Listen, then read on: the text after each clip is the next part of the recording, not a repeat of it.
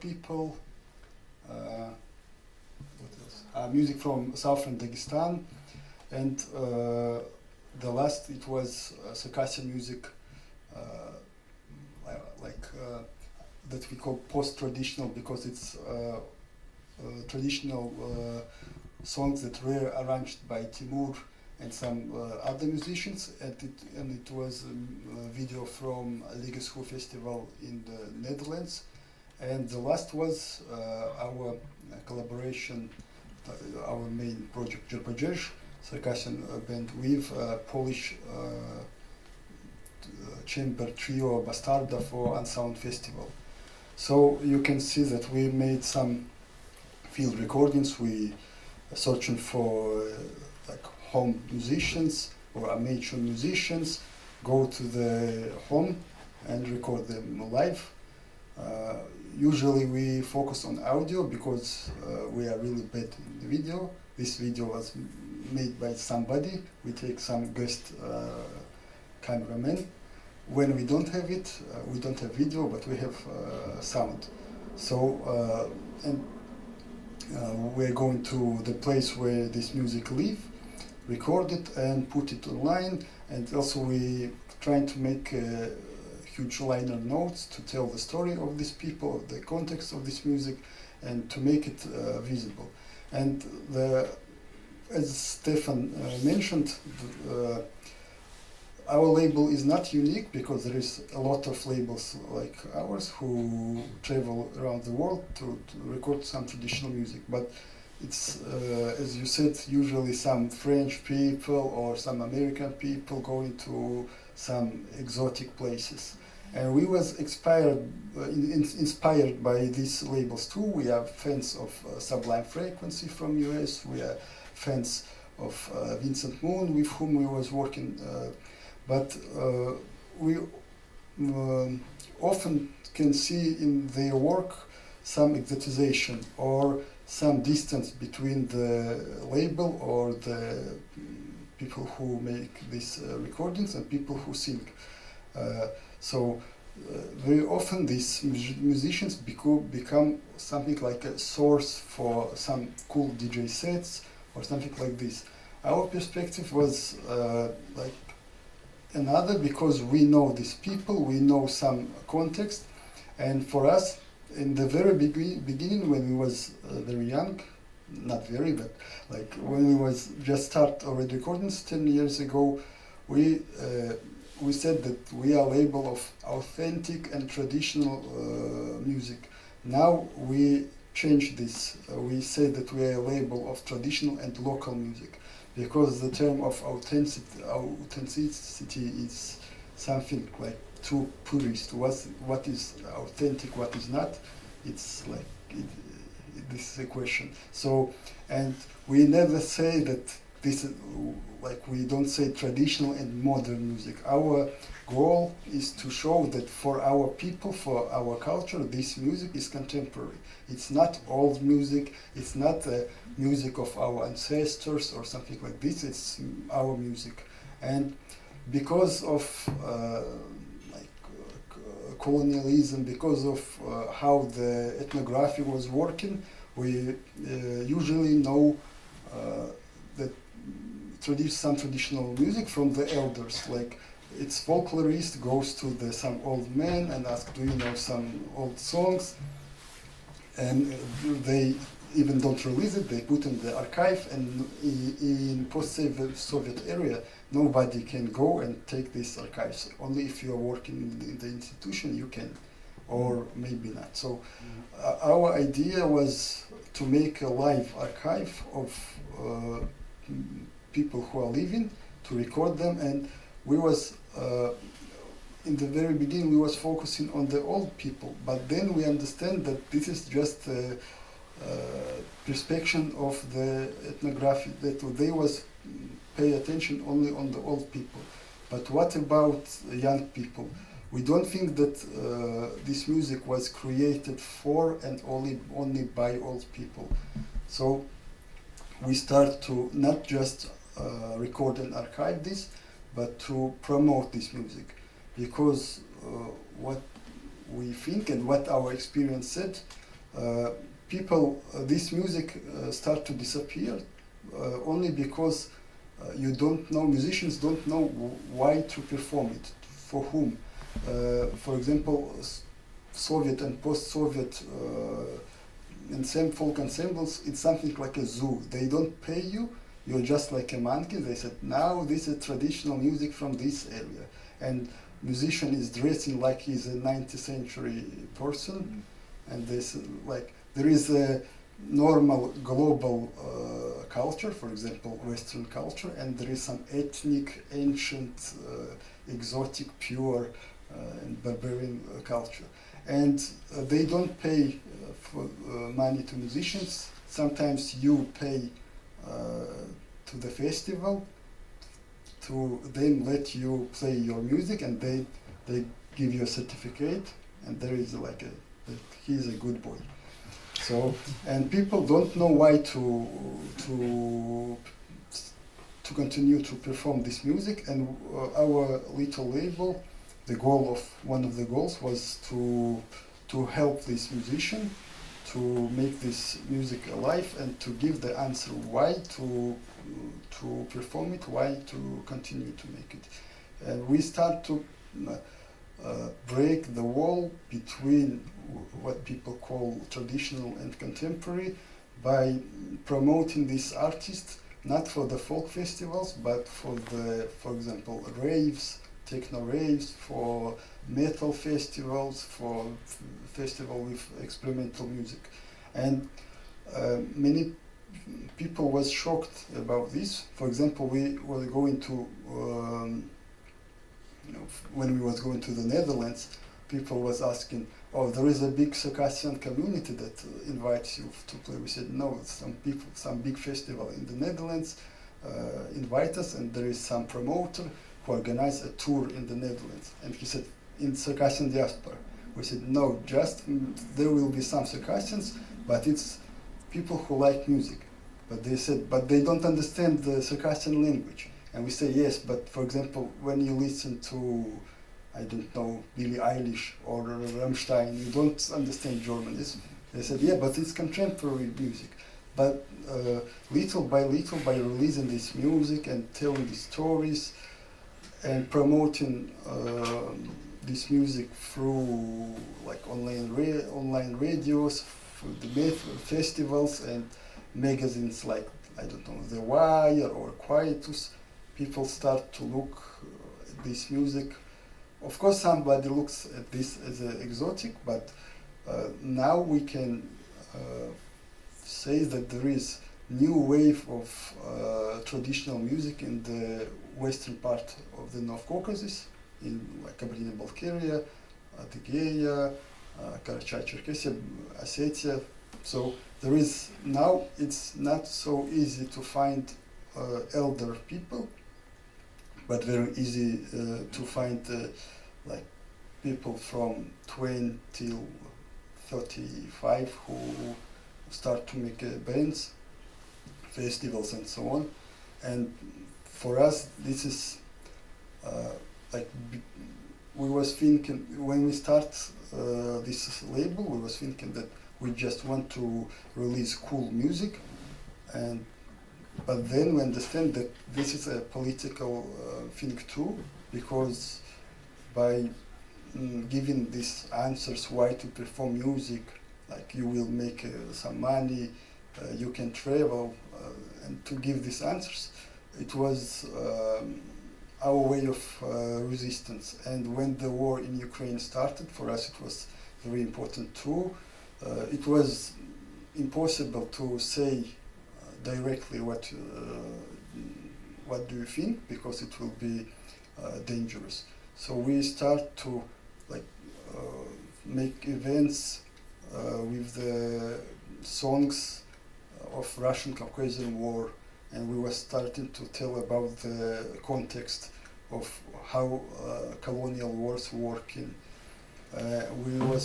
We start to invite some historical researchers, some people who are professional into this, to make some interviews. And by this thing, without speaking about political themes, but only about the culture and art, for us it was very important to highlight these things, and many people start to understand what we trying to say, but without saying it directly. So for us, working with our music, it's not something just for fun. Of course, it's give us a lot of fun and good emotions, but also an instrument of surviving, because like when you ask people in Europe, when you tell them about us, nobody knows nothing. So for people in Europe and like all the world, we don't exist. If we don't exist, the government can do with us whatever they want. So by doing cool or beautiful things, we say that we are live people. We have our own values, our fears, and now for we are not too romantic. We don't think that record label can change the world, but for some people, we make the picture of the world more diverse. And yes, it is. It's for us. It's a question of surviving, and also it's very dangerous by working with these things to become nationalistic, to say that we have our great culture, it was under Russia, and so we are they are bad, we are good, and so there is many nationalistic, let's say, not many, but some trends and some ideas too, because of this heritage. And by working with traditional music, we trying to destroy this idea of purity, of pure culture, and the people. Some people are good, or some culture is good, some culture is bad. We think that by working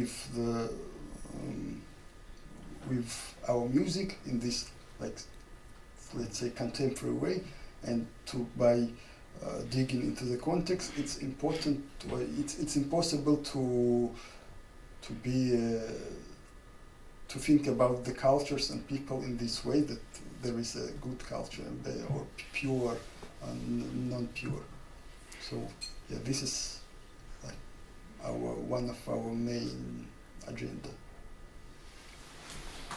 Yeah.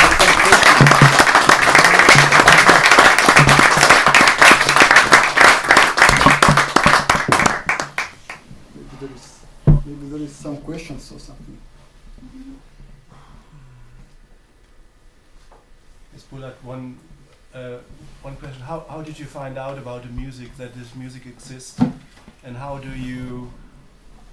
you travel from one part to the other? Because I've never been in that part of the world, but I imagine it to be very rocky. There's mountains. You have to travel maybe for days to reach some region. How do you do this?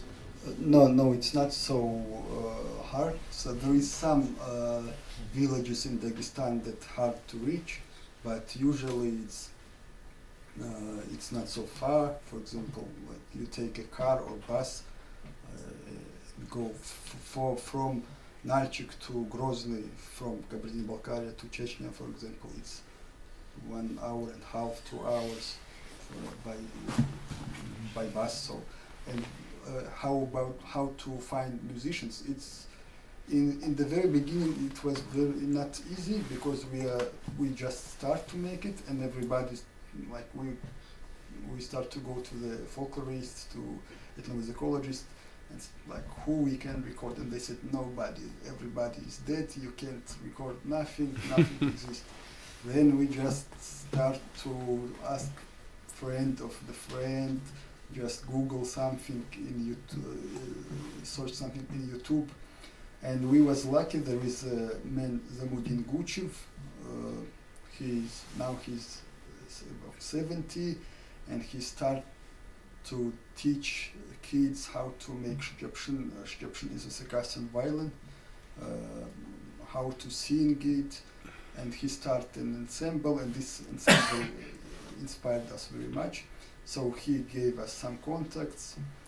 When we first release, some people pay attention on us and start to help. But usually it's just we were saying, like, let's go to Dagestan. I read that there is some bards, ashiks. I just start to read local Dagestan newspapers in the internet or groups in social media, write to people. And for example, one musician we found when I was a student, I was like living like a heim but for students. And there was a guy from Dagestan, and I saw a video with like Tabasaranian, it's a ethnic group, musician. And that guy, my friend, was Tabasaranian, and I showed him the video. Do you know him? He said, yeah, it's my uncle. So this uncle knows somebody else and somebody else. And now it's easier for us because, for example, 2 Chechen guys contact us. They said, we are videographers, we are filmmakers, and we know your work. Let's make some collaboration. We have some contacts. In Dagestan now it's the same. There is a educational center for kids, and they invite us to create an expedition in Dagestan. So it's like this. And traveling is not so hard. And now, because we're in Düsseldorf, we can travel, but we have friends who can travel. We curate them.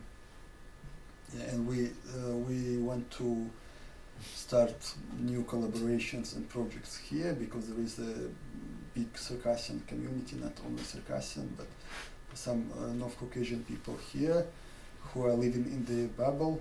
They just play some music for themselves, and like they want to make it more visible, and they want to be part of German festivals, but they said, no, Germans are not interested in us. We said, no, Germans don't know that you exist. So we want to make some new ensembles and make some tours, collaborations, and so on and so on. I have a question about the music itself. You said you don't want to call it traditional, you call it contemporary music, but are those compositions, itself, all the ones, traditional ones, or are the new compositions? No, we call them traditional, but not old. This is traditional, but doesn't mean old. Tradition, for us, traditional / contemporary. Traditional can be old, but can be contemporary. So recordings can be old, but it's not a question of contemporarity. And most of the songs, they was like, we don't know the authors. It's come as a traditional from oral tradition, but now people learn it from the internet by from the MP3 files in the text. So yeah, mostly it's traditional. But for example, Timur is making some arrangements for traditional music. I think there will be another level when like there will be more and more performers of traditional music, and some experiments start to create their own new music. Now it's also a question of language, because in Russia all the languages of minorities are in danger. Officially we can speak, we can make education in our language, but system works like it's really hard, and if you work with your culture like too strong, they can call you separatist or terrorist or something like this. So the language, the level of our language is not good enough. For example, to understand what's the lyrics of songs, sometimes you need to read it and to have a dictionary, because the old songs or the old lyrics and the modern language is not the same. And for example, I start to speak my mother tongue only when I was 20, because there was a problem. If you speak your own language, you are from village and you are stupid. If you speak Russian or English, you are progressive. So for many years we was shy of our own culture. We was trying to become cosmopolitan and so on, and we didn't care about it, and it's a common problem. So to create new songs, people need to know their own languages better, and this is a big process.